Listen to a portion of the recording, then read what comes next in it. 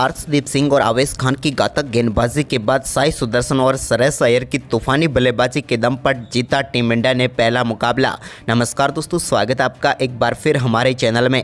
दोस्तों, भारत और south Africa के बीच खेले गए पहले वनडे मुकाबले में पहले गेंदबाजी और इसके बाद बल्लेबाजों में टीम इंडिया के खिलाड़ियों ने कमाल करते हुए इस मुकाबले में बेहद ही शानदार जीत दर्ज की। तो दोस्तों, हम आपको इस मुकाबले का पूरा हाईलाइट बताएंगे, लेकिन दोस्तों उससे पहले आप भी टीम इंडिया के इस बेहद ही शानदार परफॉर्मेंस को देखकर खुश है तो इस वीडियो को लाइक जरूर कर दें और साथ ही साथ अभी तक चैनल को सब्सक्राइब नहीं किया तो चैनल को सब्सक्राइब करके बेल आइकन जरूर दबा लें। तो चलिए दोस्तों, जानते हैं इस बेहद ही शानदार मुकाबले का पूरा हाईलाइट शुरुआत से ही। दोस्तों, आज के इस मुकाबले में सिक्का उछाला एडन मार्करम ने और गिरा भी उन्हीं के पक्ष में। टॉस जीतकर उन्होंने पहले बल्लेबाजी का फैसला किया। दोनों टीमों की बात करें तो बेहद ही शानदार प्लेइंग 11 के साथ आज मैदान पर उतरी, जहां पर उम्मीद थी कि दोनों टीमें शानदार परफॉर्मेंस करेंगे। वहीं पर दोस्तों टीम इंडिया की तरफ से आज साई सुदर्शन खेलते हुए नजर आ रहे थे, लेकिन इसके बाद दोस्तों जब टीम इंडिया गेंदबाजी करने उतरी, वहीं पर साउथ अफ्रीका की तरफ से पारी की शुरुआत करने उतरे रेजा हेंड्रिक्स, तो उनके साथ थे जॉर्जी। लेकिन दोस्तों भारतीय टीम को दूसरे ओवर की चौथी गेंद पर ही अर्शदीप सिंह ने रेजा हेंड्रिक्स को बोल्ड करके पहली सफलता दिला दी। रेजा हेंड्रिक्स इस मुकाबले में 8 गेंदों का सामना करने के बाद शून्य पर ही पेविलियन लौट गए। तो वहीं पर इसके बाद दोस्तों दूसरे विकेट के लिए ज़्यादा इंतजार नहीं करना पड़ा और अगली ही गेंद पर नए बल्लेबाज राशि वेंडर डुसेन को LBW आउट करके पेविलियन भेज दिया अर्शदीप सिंह ने और भारतीय टीम को 2 गेंदों पर 2 सफलताएं दिला दी। राशि वेंडर डुसेन गोल्डन डक पर आउट हुए।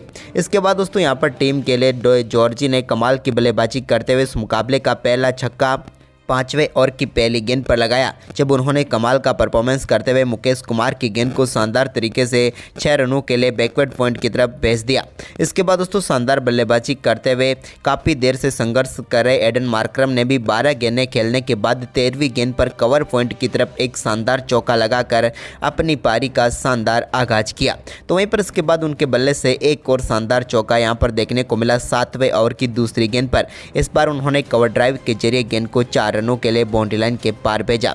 इसके बाद दोस्तों यहां पर 8वें ओवर की पहली गेंद पर अर्शदीप सिंह के जॉर्जी के बल्ले से एक कमाल का छक्का देखने को मिला, लेकिन इसी ओवर में शानदार वापसी करते हुए 8वें ओवर की 5वीं गेंद पर अर्शदीप सिंह ने जॉर्जी को KL राहुल के हाथों कैच करवा कर पेविलियन भेज दिया और भारतीय टीम को एक और महत्वपूर्ण सफलता मिल गई।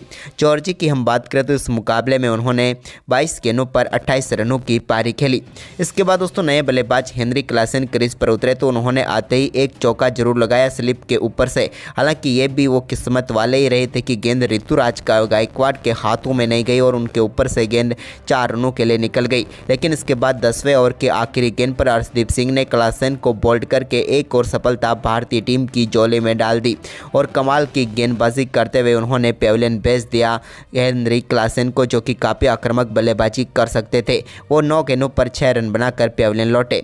तो इसके बाद दोस्तों 11वें ओवर की पहली गेंद पर आवेश खान ने एडन मार्करम को भी बोल्ड करके पेविलियन भेज दिया। एडन मार्करम भी इस मुकाबले में संघर्ष ही करते हुए नजर आए और 21 गेंदों का सामना करने के बाद वो 12 रन बनाकर आवेश खान का शिकार बने। उनके भी बल्ले का इनसाइड एज लगा और गेंद सीधे स्टंप पर जाकर लगी। इसके बाद नए बल्लेबाज विवान मुल्डर खेलने के लिए आए तो उनको पहली गेंद पर LBW आउट करके पेविलियन भेज दिया आवेश खान ने और बैक टू बैक 2 गेंदों पर 2 सफलताएं टीम इंडिया को दिला दी। मुल्डर की बात करें तो वो भी इस मुकाबले में गोल्डन डक पर ही आउट हुए और भारतीय टीम को सफलता मिल गई। वहीं पर इसके बाद दोस्तों शानदार बल्लेबाजी कर रहे मिलर से उम्मीद थी कि वो बड़ी पारी खेलेंगे और एक छोर संभाले रखेंगे, लेकिन ऐसा नहीं हुआ और 13वें ओवर की आखिरी गेंद पर उनको भी यहां पर विकेट कीपर KL राहुल के हाथों कैच कराकर पेविलियन भेज दिया आवेश खान ने और भारतीय टीम को अब मात्र 58 रनों के स्कोर पर ही 7 सफलताएं मिल चुकी थी। डेविड मिलर की बात करें तो वो भी इस मुकाबले में ज़्यादा कुछ खास नहीं कर पाए और सिर्फ 2 रन बनाकर चलते बने। दोस्तों केशव महाराज और फेलकॉय के बीच 15 रनों की पार्टनरशिप हुई थी कि टीम इंडिया को एक और सफलता आवेश खान ने दिला दी और 17वें ओवर की पहली गेंद पर केशव महाराज को ऋतुराज गायकवाड़ के हाथों कैच कराकर आवेश खान ने पेविलियन भेजा। महाराज इस मुकाबले में 7 गेंदों पर 4 ही रन बना पाए। लेकिन इसके बाद दोस्तों एडन फेल्क्वायो ने शानदार परफॉर्मेंस करते हुए 20वें ओवर की 5वीं गेंद पर मिड विकेट की तरफ एक बेहतरीन चौका लगाया। तो वहीं पर इसी ओवर की आखिरी गेंद पर भी उनके बल्ले से कमाल का शॉट देखने को मिला, जहां पर उन्होंने गेंद को डीप स्क्वायर लेग की तरफ 6 रनों के लिए बाउंड्री लाइन के पार भेज दिया। इसके बाद दोस्तों यहां पर 24वें ओवर की दूसरी गेंद पर भी एक और कमाल का शॉट यहां पर फेल्क्वायो के बल्ले से देखने को मिला और गेंद को एक बार फिर से मिड विकेट के ऊपर से 6 रनों के लिए बाउंड्री लाइन के पार भेजा। लेकिन इसके बाद 26वें ओवर की पहली गेंद पर शानदार गेंदबाजी करते हुए अर्शदीप सिंह ने उनको LBW आउट करके पेविलियन भेजा और अपना 5 ओवर पूरा किया, यानी कि घातक गेंदबाजी करते हुए 5वीं सफलता प्राप्त कर ली अर्शदीप सिंह ने और टीम इंडिया को 9वीं सफलता दिला दी। इसके बाद दोस्तों यहां पर तबरेज शमसी के बल्ले से 2 बेहतरीन चौके जरूर देखने को मिले, जहां पर उन्होंने अवैस खान के ओवर में कमाल की बल्लेबाजी करते हुए 2 चौके लगाए। लेकिन इसके बाद 28वें ओवर की तीसरी गेंद पर कुलदीप यादव ने नांद्रे बर्गर को बोल्ड करके पेविलियन भेजा और पूरी साउथ अफ्रीका की टीम को ऑल आउट कर दिया।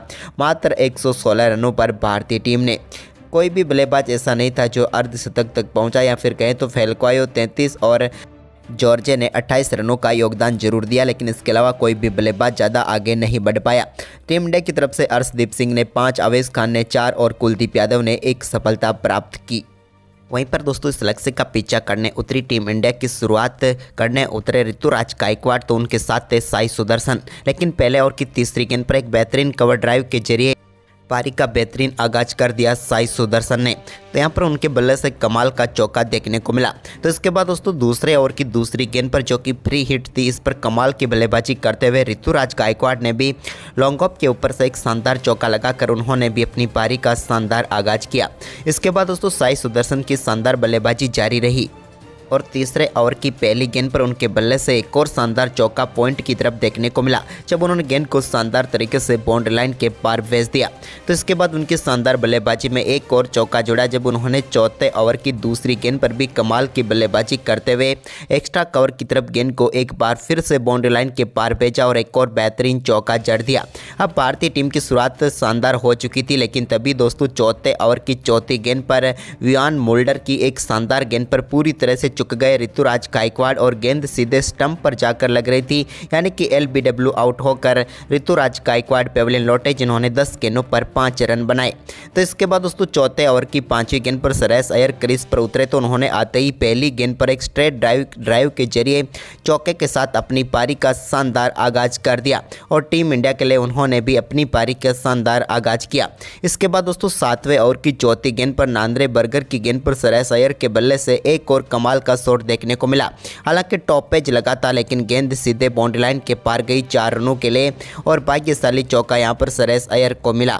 इसके बाद दोस्तों 9वें ओवर की पहली गेंद पर नांद्रे बर्गर की गेंद को साई सुदर्शन ने भी शानदार तरीके से 4 रनों के लिए बाउंड्री लाइन के पार भेज दिया और एक और शानदार चौका टीम इंडिया के लिए जड़ दिया। तो इसके बाद दोस्तों श्रेयस अय्यर ने भी कमाल की बल्लेबाजी करते हुए मिड ऑफ की तरफ एक और शानदार चौका नांद्रे बर्गर की ही गेंद पर 9वें ओवर की चौथी गेंद पर लगाया और गेंद को 4 रनों के लिए बाउंड्री लाइन के पार भेज दिया। तो इसके बाद स्पिन गेंदबाजी की तरफ गई साउथ अफ्रीका, तो यहाँ पर 10वें ओवर की 5वीं गेंद पर एक और शानदार चौका श्रेयस अय्यर के बल्ले से देखने को मिला, जब उन्होंने कवर के ऊपर से गेंद को 4 रनों के लिए भेज दिया। तो इसके बाद साई सुदर्शन ने भी 13वें ओवर की पहली गेंद पर एक और शानदार चौका जड़ दिया मिड विकेट की तरफ। तो इसकी अगली गेंद पर उनके बल्ले से एक और शानदार स्ट्रेट ड्राइव शॉट देखने को मिला, या यूँ कहे तो मिड ऑन की तरफ उन्होंने गेंद को एक बार फिर से 4 रनों के लिए बाउंड्री लाइन के पार भेज दिया।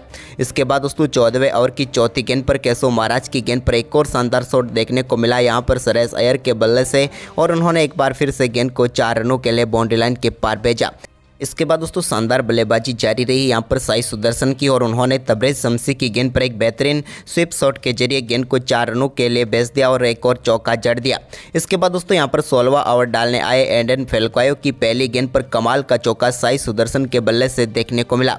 इस शानदार चौके के साथ ही वो अब अपने अर्धशतक की तरफ बढ़ चुके थे और 16वें ओवर की दूसरी गेंद पर उन्होंने अपना शानदार अर्धशतक पूरा कर लिया। ये उनके डेब्यू मुकाबले में ही अर्धशतक था। इसके बाद 16वें ओवर की तीसरी गेंद पर एक बेहतरीन चौका श्रेयस अय्यर के बल्ले से देखने को मिला, जब उन्होंने मिड विकेट की तरफ गेंद को 4 रनों के लिए भेजा। तो वहीं पर इसके बाद 16वें ओवर की चौथी गेंद पर उनके बल्ले से लॉन्ग ऑन के ऊपर से एक और शानदार छक्का देखने को मिला, और इस कमाल के छक्के के साथ ही उन्होंने अपना शानदार अर्धशतक पूरा कर लिया। लेकिन इसकी अगली गेंद पर वो एक और बड़ा शॉट खेलना चाहते थे, लेकिन इस बार डेविड मिलर को अपना कैच थमा बैठे और और 45 गेंदों पर 52 रनों की शानदार पारी खेलकर वो पेविलियन लौटे। वहीं पर इसके बाद दोस्तों नए बल्लेबाज क्रीज पर उतरे तिलक वर्मा, लेकिन इसी बीच साई सुदर्शन ने 17वें ओवर में एक और शानदार चौका लगाया और उसके बाद 17वें ओवर की ही चौथी गेंद पर टीम को शानदार तरीके से 8 विकेट से इस मुकाबले में जीत दिला दी। तो दोस्तों भारतीय टीम का ये शानदार परफॉर्मेंस आपको कैसा लगा, आप हमें कमेंट में अपनी राय जरूर दें और इस वीडियो को ज़्यादा से ज़्यादा शेयर जरूर करें। धन्यवाद दोस्तों।